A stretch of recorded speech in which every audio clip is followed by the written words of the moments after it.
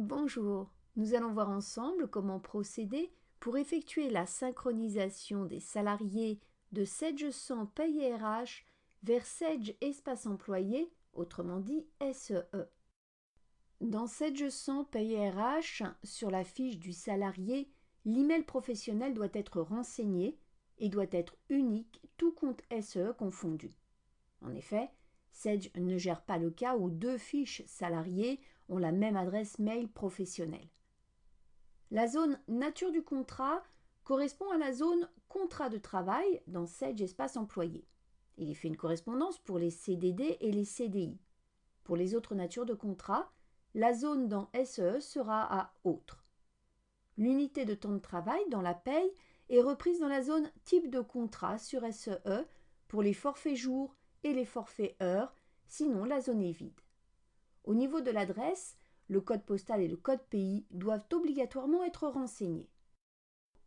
Dans Sedge 100 Paye RH, passez par le menu Annexe, Sedge Espace Employé pour lancer la synchronisation des salariés afin de créer et mettre à jour les fiches utilisateurs dans Sedge Espace Employé.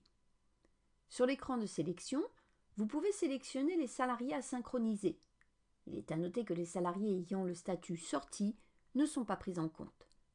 L'option « Nouveaux salariés » vous permet de ne synchroniser que les nouveaux salariés dont l'ID SE n'est pas renseigné. Toujours dans Sedge 100 Paye RH, par le menu « Liste, fiche de personnel », sur la page « Poste », renseignez le champ « Responsable hiérarchique ».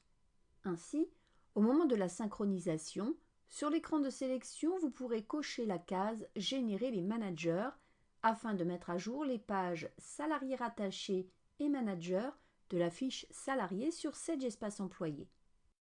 Le champ « Catégorie professionnelle » de Sedge 100 Paye RH permet d'alimenter, lors de la première synchronisation des salariés, le profil congé sur Sedge Espace Employé. Dans le cas où la catégorie professionnelle est mise à jour dans la paye Sedge après la première synchronisation des salariés, vous devrez modifier manuellement le profil congé dans SE sur la fiche de l'utilisateur concerné, la catégorie professionnelle n'alimentant le profil congé qu'à la première synchronisation du salarié. Si la synchronisation ne s'est pas passée correctement, une fenêtre apparaît avec la liste des salariés comportant des erreurs. Procédez aux corrections appropriées avant de relancer la synchronisation des salariés.